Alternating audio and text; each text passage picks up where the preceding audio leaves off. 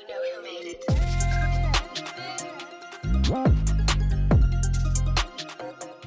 Hello and welcome to the See Me Be Me podcast.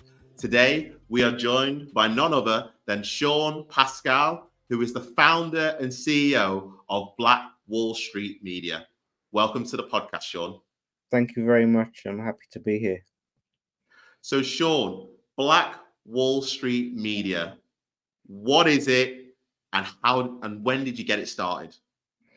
Okay, so I started Black Wall Street Media unofficially, probably about five or 6 years ago, and officially it'll be coming up to 3 years next summer, and that's was sort of when we launched the website. How can I describe Black Wall Street Media? Black Wall Street Media, it's to some it's a newspaper, to some it's a magazine. But how it came about was, I was looking for news about Black people, because I felt that we were misrepresented in the news and the media. And I knew there was going to be some great stories out there, and there were stories out there, but they were here and there and all over the place, and they just covered their regions. So what I began doing was bringing all this news to one place, and people were coming back to me saying, "Wow, I didn't know there was so many like Black CEOs and people in all these great spaces and learning all about our history." So all the so for me it was a journey of discovery, but it was a journey of discovery I wanted to share with everybody. And I targeted my audience initially at journalists, newspapers, any sort of media broadcasters, Black influencers, CEOs, because I felt that if I can make them see what was going on, hopefully it would reach out to mainstream. Yeah. And I feel that's kind of what's happened, because we're seeing a lot more Black faces, people of color, Yeah. in on TV now. So it's about capturing all the news across the diaspora, all the problems, all the solutions, and bringing it to one place. I just wanted to take it back to your childhood, Shaun. Who were some of your role models growing up? So I would have my role model was actually a family member. My role model is a chap by the name of Alex Pascal, who's my uncle, and he came to this country in the late 50s. He's a broadcaster, journalist. He was responsible for creating the Voice newspaper.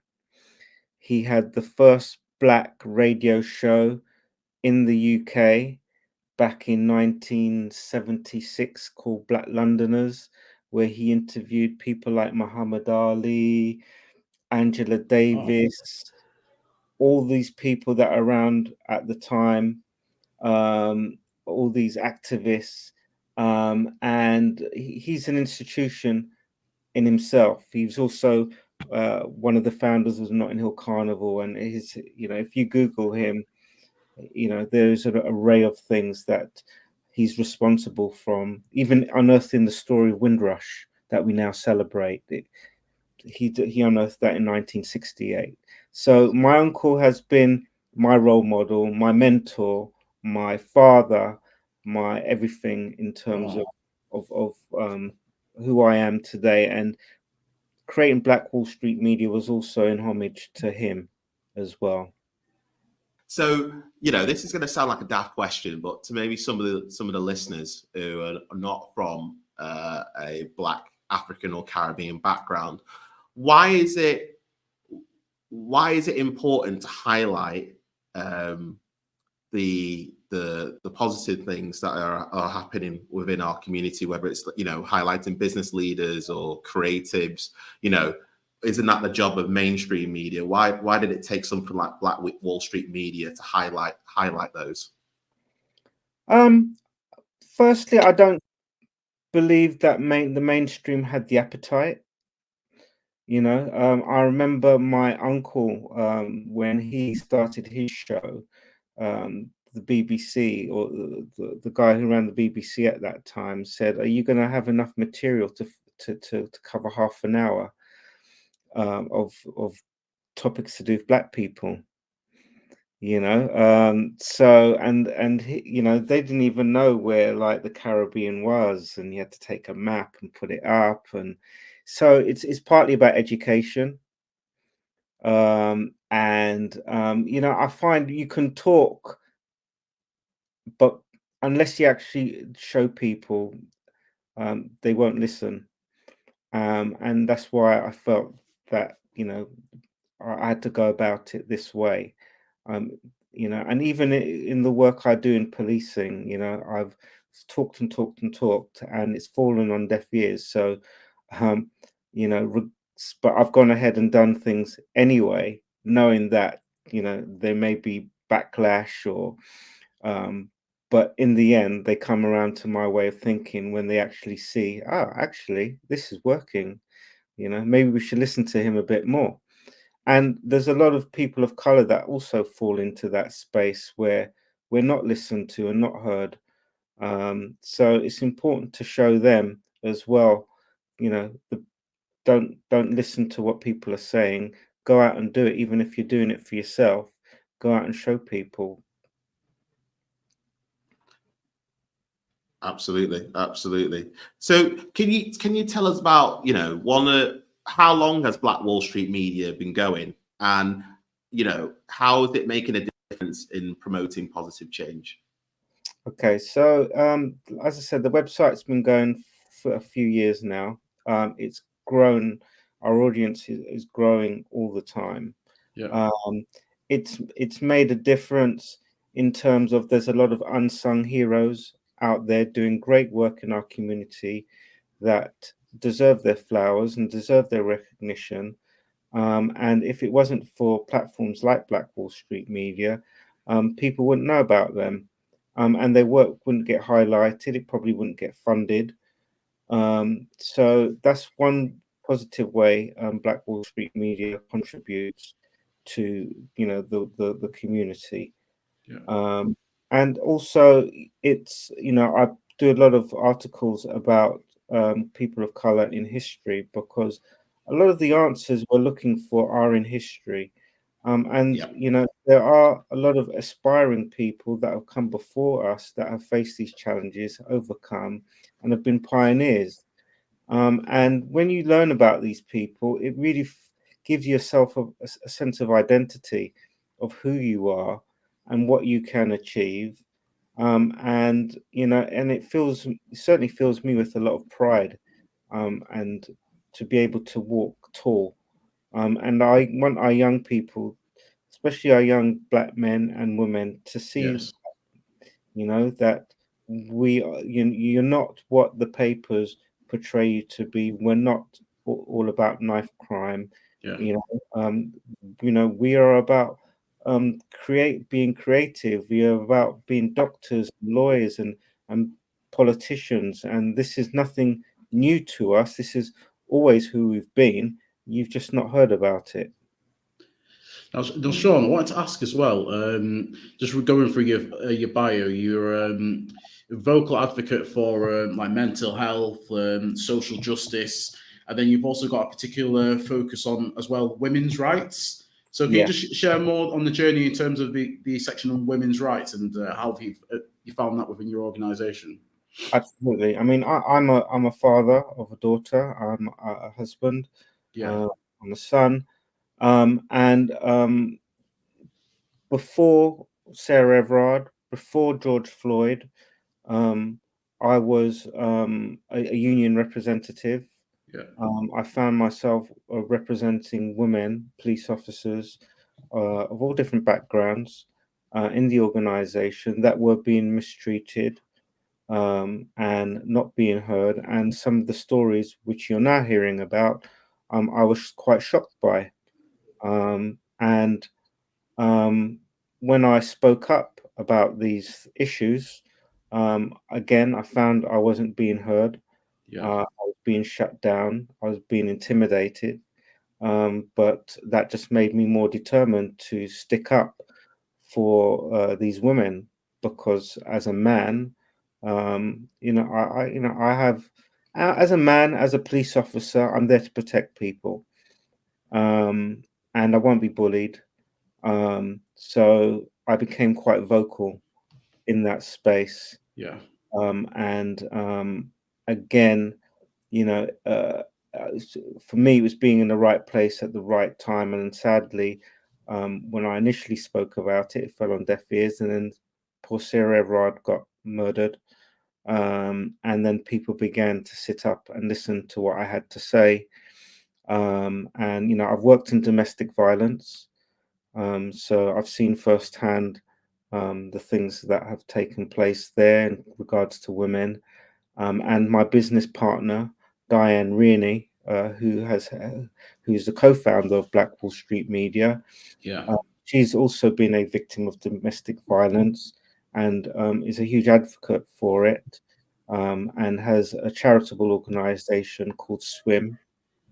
Um, and we just last Friday we had an award ceremony called the Baton Awards, where we celebrate women, and highlight the issues around domestic violence and how men can best support our women, in every area really. And also there, I don't know if you're familiar with Lee Mawson. No. No, okay. He's someone you need to look up, because he's doing some great work as well. But yeah, we need as men, as black men, we need to step up, Yeah. and support our women and get behind our women. And how supportive, from your experience, how supportive have men been in taking up and like supporting women's rights and the work you're doing with Black Wall Street Media? I mean, certainly the company I keep, Yeah. we're all very supportive. We do what we can, um, to support these organisations. Um, but there's an awful lot we can do, certainly in terms of bringing up our young men Yeah. as well. And there are some young men that their fathers aren't around, and that's again where we need to step in and be a role model. I take a great interest in some young people in my area, and mentor them and make sure that they're doing things correctly. Yeah. So you need to be active, because it will benefit all of us in the long run. We can't wait for other people to do this. We have to look at ourselves. And then another one of the areas that you're passionate about, briefly touched on this before, but it's also in the area of mental health. So mental health is a cause you're deeply passionate about, but how do you integrate mental health advocacy into your work, and what role do you believe it plays in the broader context of social justice? Okay, so I mean, if you'd asked me 7, 8 years ago anything about mental health, it meant nothing to me. I'd heard the Yeah. term, it used to go over my head. It's not until I uh, experienced it for myself and went through a really turbulent time, that nearly broke me, that I really began to understand the nuances around mental health and the importance of it. And being able to come out the other side, I realized that I had something to offer other people. And I found a lot of my colleagues, a lot of my friends were coming to me for support. And it's not like I've had any training. I mean, I was fortunate enough to have counseling by a Harvard professor by the Yeah. name of Margaret Moore, she's one of the leading professors in neuroscience. So she gave me some understanding, but it was just through my own lived experience I was able to help and support people. And since then, I've gone on to be involved in organizations such as the Ollie Foundation, which was set up by a group of parents who lost their kids through suicide, um, to spread more awareness, get more people trained in counselling around mental health, and so yeah, it's something that I hold very dear. It's something I deal with on a daily basis. I've learned to cope with, um, and it's. I think it can be a superpower if you understand it and utilize it in the same way, because it gives you empathy, compassion, um, and going back to the wider community. I feel there's a lot of young people out there, particularly our children, that are growing up in traumatic households and seeing things they really shouldn't be seeing at such an early age. And sadly, if we don't find a way of dealing with their trauma as early as possible, you will see, and what we're already seeing is it um, transcend into their adult life, Yeah, yeah, into the streets, into knife crime, because they care very little about life, let alone their own life. That's why they don't think twice about putting a knife into someone else. So I think in order to fix a lot of the ills that we're now dealing with, we really need to go look and tackle it a lot earlier on. absolutely.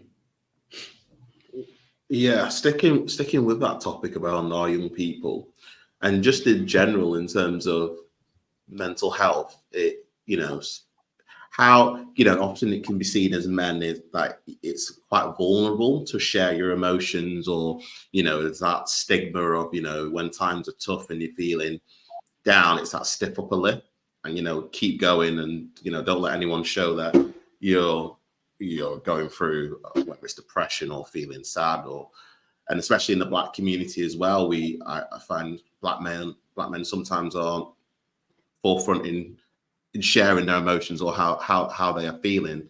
How do we break that? And so that it doesn't have to be about young black men, but men in general. How do we become or feel comfortable enough that we share our emotions so that we don't feel like the weight of the world is on our shoulders? Yeah, absolutely. I mean, when I was going through my mental health crisis, I didn't even know what I was going through. It took other people to point it out to me, and so I think it's important to be able to, as a community, to diagnose when we see someone going through something, and just to take the time to listen, um, to them, and signpost them, because there's a lot of great organizations out there again that are doing great work in that space. And it's just, I think, again, it's through education early on. And I think that's already happening, because I think the younger generation have a much better understanding and a much better acceptance of mental health than perhaps in my Mm, generation. So it is really about awareness, and actually that making a point of saying it's actually a strength to be able to open up and share your feelings and emotions. um and it is, because we all, um you know we don't, we all aspire to be the best we can, um yeah. and often we just don't know how to go about it. So um yeah, we just need to be able to diagnose it early on. um, and it's really important that, as I said, going back to counselling our community, having more people trained in it, because each one can teach one. So I think a Yes. lot of our problems start with healing, and we need to start learning how to heal our community, and finding ways to do it ourselves. Looking ahead, what are your future goals and aspirations for Black Wall Street Media? Okay, so one of the things I identified was, particularly in this country, we don't have a mainstream black-led media company. The closest thing we have is the Voice newspaper, which has been around 40 years, and I've had played an important role. But there's room for many more, just like Black Wall Street Media and the Voice. So what the goal is to create a mainstream Black-led coalition media company where we can publish books, we can produce TV shows, and do all the things that mainstream do. So that's the goal. It may not happen in my lifetime, but we've started, and that's the ultimate goal. And looking beyond that, I don't want it national. I'm thinking global. We've got to think big. We are the global majority. Imagine how powerful we could be if we had a media company, a massive media company, that that was united, a coalition.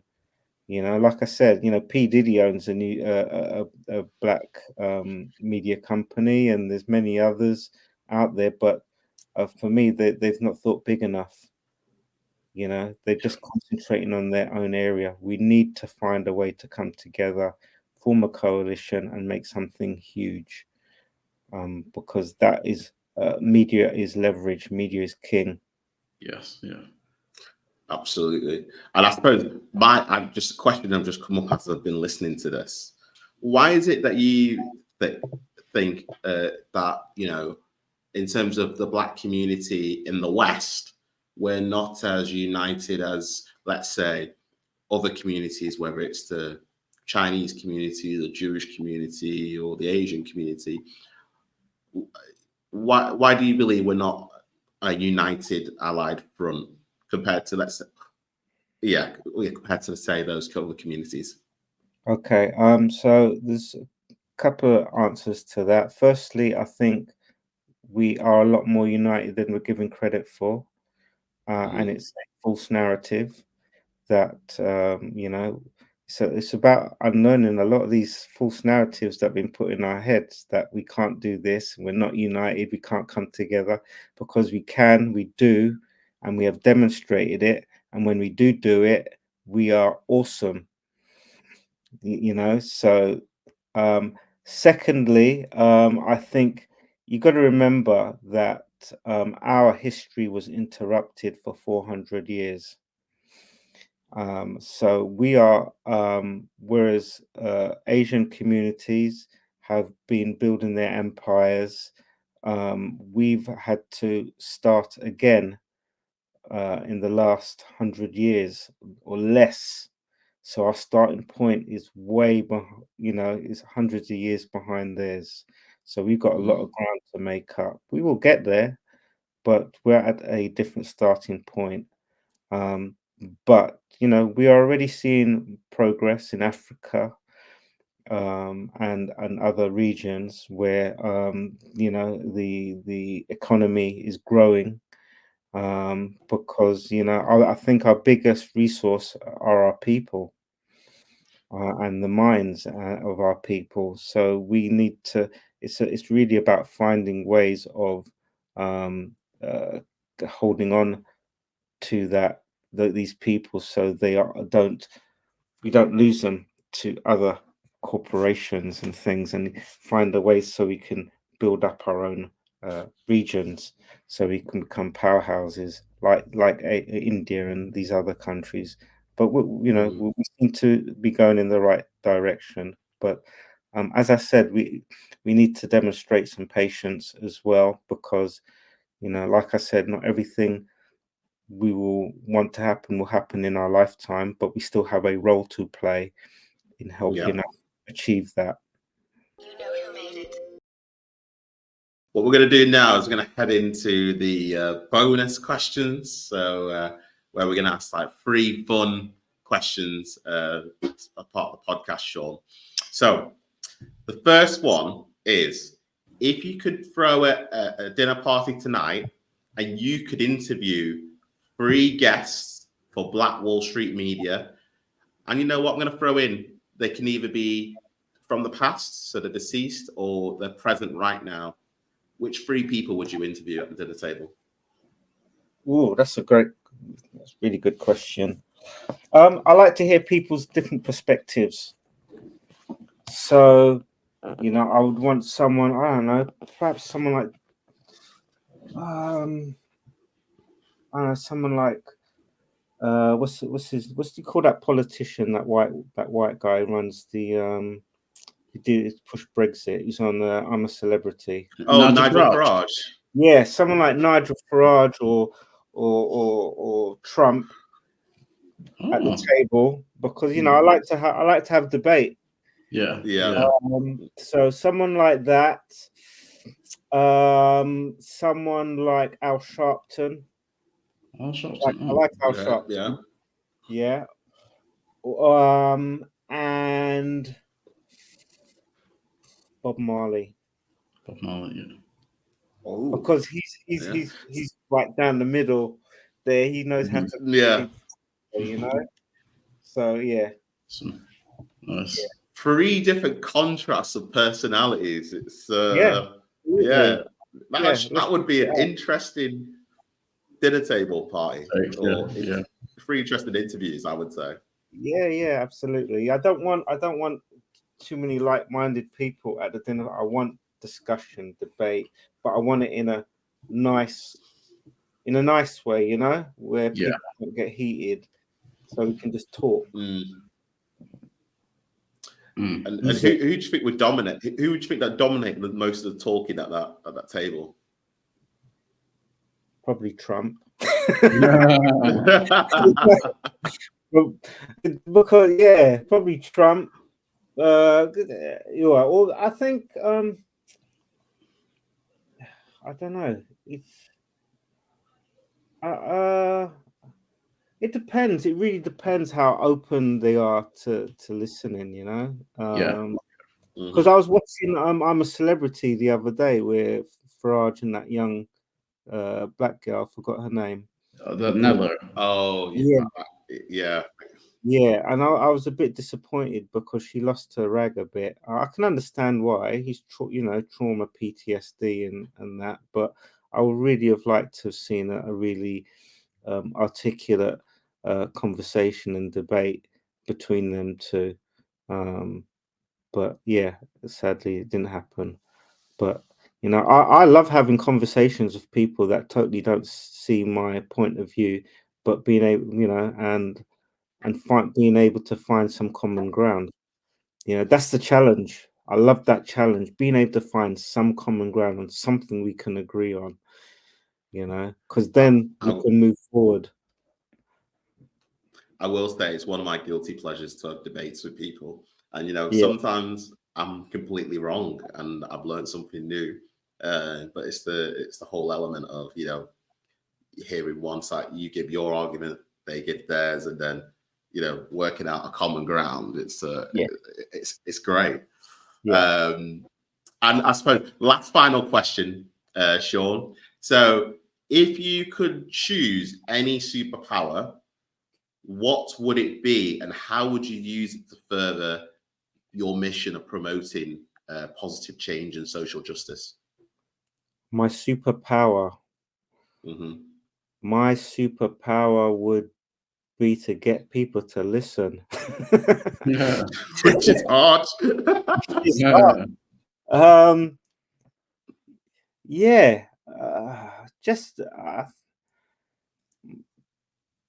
My superpower would be just to freeze people, because then they could shut up and listen.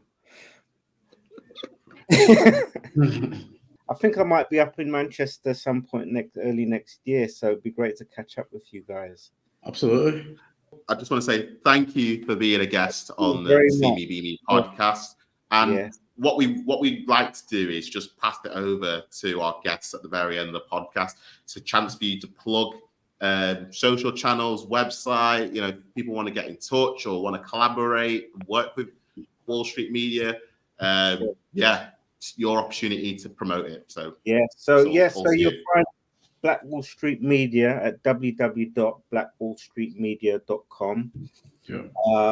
We're always looking for contributors, writers, and you can reach us by emailing us at letstalk@blackwallst.media. And yeah, whatever you're into, happy to link you in with other people. I've mentioned a few organizations there we work with. If you want to learn more, just drop us a line or have a look on the website. On the search part, you'll find information there about all these organizations. But yeah, just keep doing your thing, and thank you for having me on today. No, thank you for being a you, guest. Shaun.